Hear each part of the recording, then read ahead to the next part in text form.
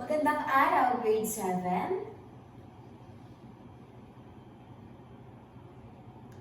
Ikinagagalaw ko rin kayong lahat na makita. Bago tayo formal na dumako sa ating bagong aralin, nais ko lamang malaman kung kayo ba ay natuto at nakinig noong nakaraang araw sa ating tinalakay. Sino makapagbibigay sa akin ng ating tinalakay noong nakaraang araw? Yes, Jerica? Mahusay. Maaari ka na umupo. Ang ating tinalakay noong nakaraang araw, ito po ay ang likas na yaman sa Pilipinas. Sino naman ang makapagbibigay sa akin ng tatlong uri ng likas na yaman? Yes, Rene? Mahusay. Ito ay ang yamang tubig, yamang lupa, at ang yamang mineral. Ang Pilipinas ay mayroong mga likas na yaman. At yun ay ang aking mga nabanggit. Ito po ay ang yamang tubig, yamang lupa, at ang yamang mineral. Ngayon naman, nais kong makita ninyo at ipakilala kung ano ang ating tatalakayin ngayong araw. Ito ay ang dinastiyang China. Class, kapag narinig nyo ang salitang dinastiya, may ideya ba kayo or may pumapasok ba sa inyong mga isipan kung ano ang ibig sabihin ng dinastiya? Yes, Danica? Mahusay. Nais kong bigyan si Danica ng 3 palakpak. Very good, Danica. Maaari ka ng umupo. Class, ang dinastiya ay isang pamaraan na kung saan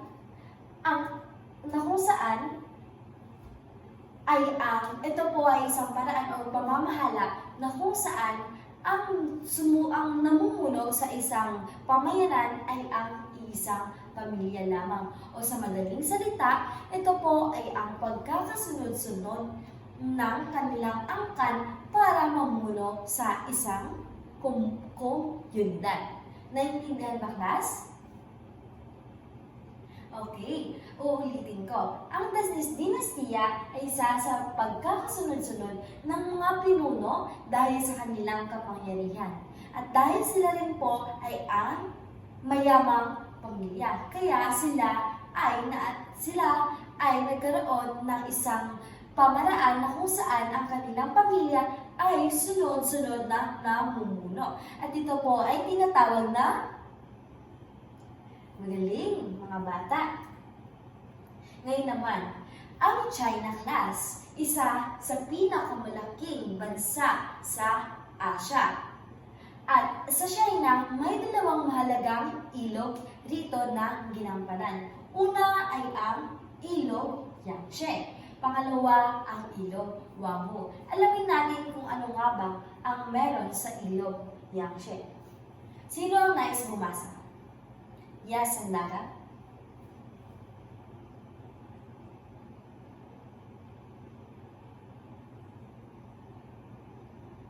Maraming salamat, Sandara. Maaari ka nang umupo. Class, ang ilog Yangtze, ito ay isa sa pinakamahabang ilog sa Asia. At ito rin ay may pinakamalalim na ilog sa Asia. At ito ay ginagamit upang gawing kalakalan.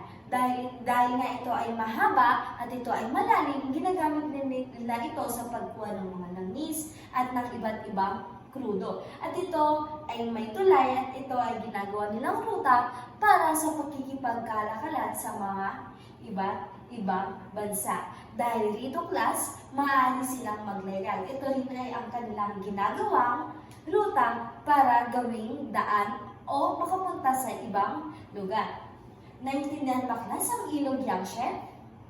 Diba, class, napaka-importante ng ilog Yangtze na kung saan ito ay nagbigay ng ibang mga oportunidad para sa mga ibang mga mamamayan o sa mga tao rito. Dahil dito ay nagkaroon ng ibang mga trabaho ang mga tao. Pangalawa naman ay ang ilog Huanghe. Alamin natin kung ano ang ilog Huanghe. Ang ilog Huanghe naman ay isa sa pinakamababaw o tinatawag ding pighati ng China o China's Sorrow. At ito ay dilaw kung kaya tinawag din itong Yellow River. Kung ang ilog Yangtze ay pinakamalalim at pinakamalaking ilog, ang Huanghe naman ay ang may pinakamaliit at pinakamababaw. Bakit kaya tinawag itong Yellow River? Dahil nga po, may hindi magandang nangyari dito sa ilog Huanghe, kaya tinawag din po itong pighati ng China. Naintindihan ba, class, ang dalawang ilog na meron sa China? Ulitin ko, ano na nga ba ang dalawang ilog sa China? Yes, Russell? Mahusay, Russell. Ang ilog Yangtze at ilog Huanghe. Ngayon naman, alamin natin kung ano ang mga dinastiya o mga namuno sa bansang China. Narito ang dinastiyang Xia, dinastiyang Shang at dinastiyang Zhou. Alamin muna natin kung ano ang naganap sa dinastiyang Xia. Last, ang namuno rito sa dinastiyang Xia ay si Yu o mas kilalang si Yu the Great. Siya rin ay namuno at kumontrol sa ilog Huanghe at nagpagawa siya rito ng irigasyon at mga tulay upang gawin itong pangkalakalan at para maiwasan ang pagbaha at magbigay ng patubig sa mga sakahan. Diba, class? Napakabait ni Yu or si tinatawag na Yu the Great dahil nga po siya po ay gumawa ng isang irigasyon para magbigay ng mga patubig sa mga sakahan. Ngunit sa kabila nito ay nagsing debatihan pa rin ang mga tao dahil dito hindi nga po ito dahil class dito pala sa may dahil kay Yu the Great. Hindi pala ito totoo. Bakit? Dahil ito lang po ay isang alamat na kung saan hindi pa napapatunayan na ito po ay tunay na naganap. Naintindihan ba, class? Okay, very good. Ngayon naman, sumunod tayo unang dinastiya. Ito ay ang Xia Dynasty.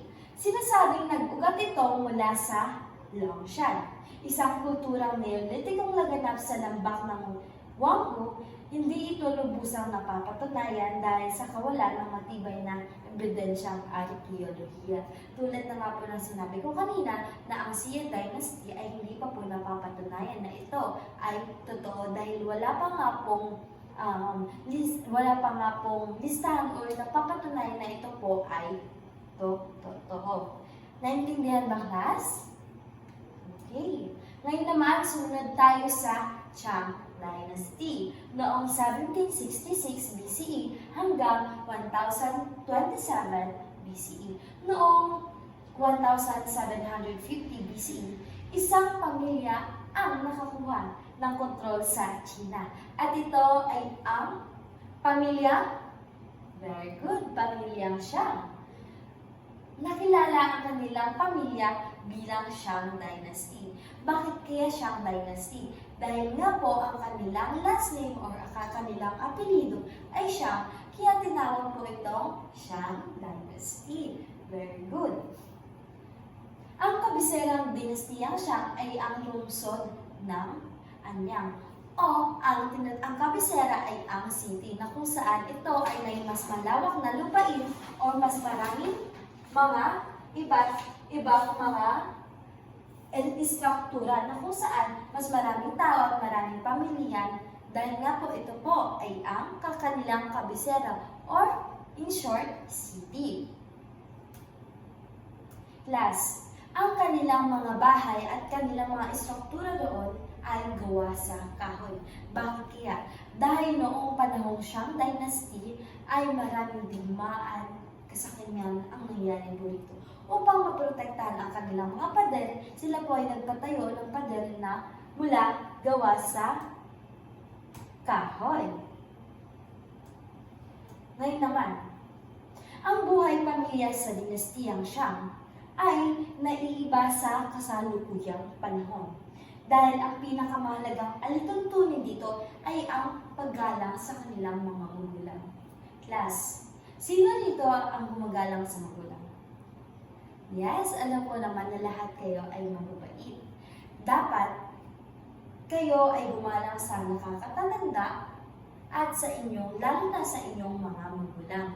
Dahil ito po ay isa sa mabisang paraan upang kayo ay magkaroon ng magandang komunikasyon ng inyong mga magulang at mga tao sa inyong paligid.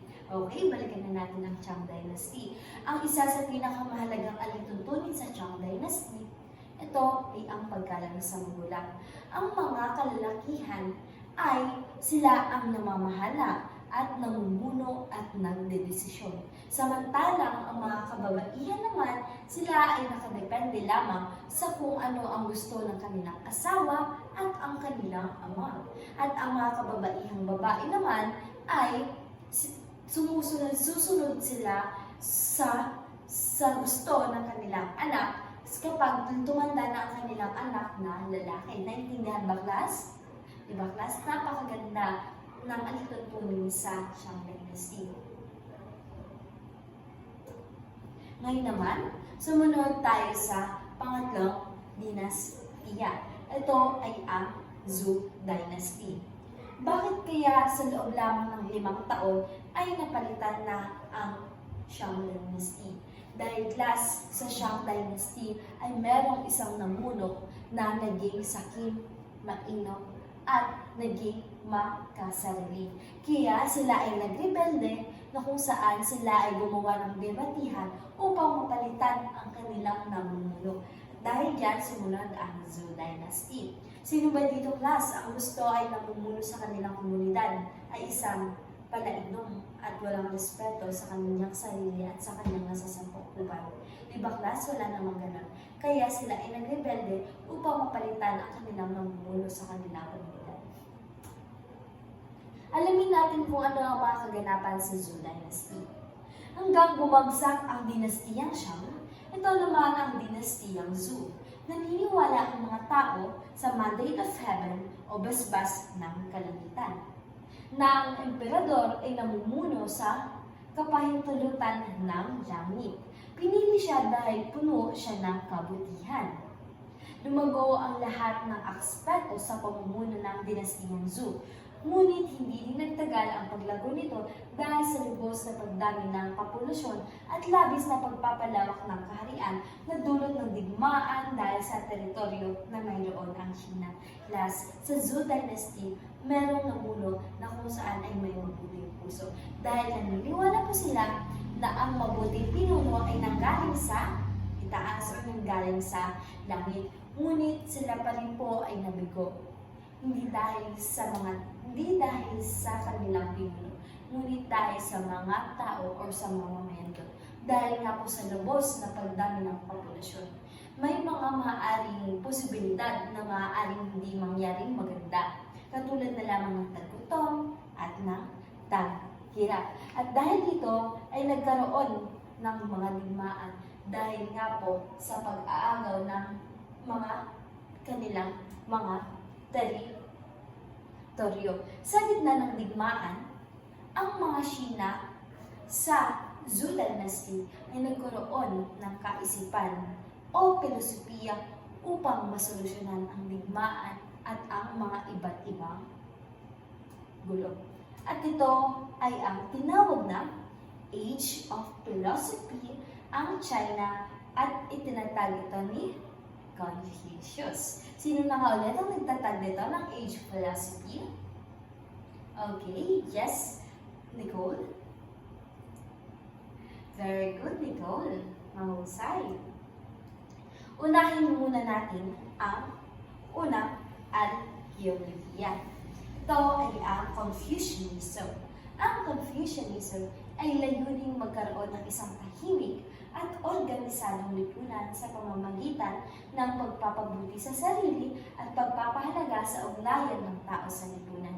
Class, sa madaling salita, ang Confucianism po, ito po ay naglalayon na maging mabuting isang tao sa sarili at sa mga kapaligiran. Dahil nga po, kapag nagkaroon daw po ng tahimik at maayos at organisadong komunidad, sila ay naniniwala na ang kanilang pamayanan o kanilang komunidad ay magiging maayos. Or ang Confucianism ay pagiging mabuting tao. Naintindihan ba, class? Okay. Sumunod naman ay ang Taoism. Ang Taoism, ang hangad lamang nito ay ang balanse sa kalikasan at daigdig at pakikiayon ng tao sa kalikasan. Ito ay tinatawag na mas nakadepende po sila sa kung ano ang nangyayari sa kalikasan. Halimbawa, kapag umulan, dapat sila lamang po ay nasa loob ng kanilang bahay. At kung tag-init naman, maaari silang gumawa ng mga bagay-bagay na kung saan dapat sila ay nakadepende lamang sa kalikasan at kung ano ang mga nangyayari sa kalikasan. Dahil naniniwala po sila na kung ano ang nangyayari sa kalikasan ay maaari na pong mangyaring maganda sa kanila. Naintindihan ba, class, ang Taoism? Okay, very good. And now, sumunod tayo sa legalism. Ang legalism ay pinangulahan ni Shang Yang. At ang mag-aral nito na si Han Feizi. So, si Shang Yang ay isang magaling. Siya ay isang guro. At ang kasama niya dito ay ang kanyang mag-aaral na si Han Feizi. Naniniwala ang pilosopiyang legalism o legalismo sa kakayahang mahigpit na batas at marahas na kaparusahan upang mapanatili ang kaayusan. Last, ang legalism sa madaling salita ay sila ay naghatol na kung saan kung ano ang ginawa mo sa kapwa mo ay siyang gagawin din sa iyo. Ito ay kung ano man ang nangyari sa ginawa mo sa masamang tao o mabait na yan, ito ay dapat ibalik sa iyo. Bakit nga ba nila ito ginawa? Dahil nga po marami ng karahasan ang nangyari sa China, iba't ibang karahasan tulad na naman ng pagpatay at ang panggagahasa. Upang masolusyonan ito, sila ay naglayo na palakasin itong legalism na kung saan magkakaroon ng batas na kung saan kung ano ang ginawa mo sa inyong kapwa ay siya rin gagawin sa iyo. Dahil sila ay naniniwala, class, na ang tao daw ay likas na makasarili at masama. Naniniwala ba kayo, class, na ang lahat ng tao ay likas na makasarili at masama? Okay, ano yun, Angelo?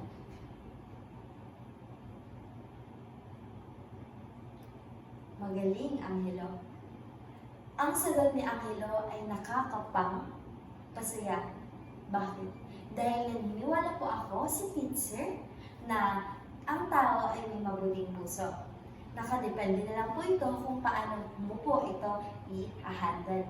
Ngunit nga po, sa China o ang legalism, sila ay naniniwala na ang tao ay na pinanganak na masama at makasarili. Naintindihan ba, class? May mga katanungan ba? Okay, uulitin ko. Ang tatlong filosofiya sa China sa kabihas ng Zhou Dynasty ay ang Confucianism, Taoism, and legalism. May mga katanungan ba, class? Okay. Bago ko tapusin ang ating talakay ngayong araw, nais ko lamang sabihin sa inyo na sana ang ating mga inaral ngayong araw ay pumasok sa inyong mga isipan at hindi lamang ito dito sa ating sa loob ng silid-aralan. Patunayan natin, class, na tayong mga tao hindi lubos na makasarili at masama. Dahil paglabas ng ating silid-aralan, may mga iba't ibang tao tayong makakausap. Tayo po ang dapat ay maging marespeto at maging may tiwala tayo sa sarili natin na hindi tayo masama at hindi rin po tayo makasarili. Okay, naintindihan ba, class? Sa likod, naintindihan ba? Very good. May mga katanungan ba kay class?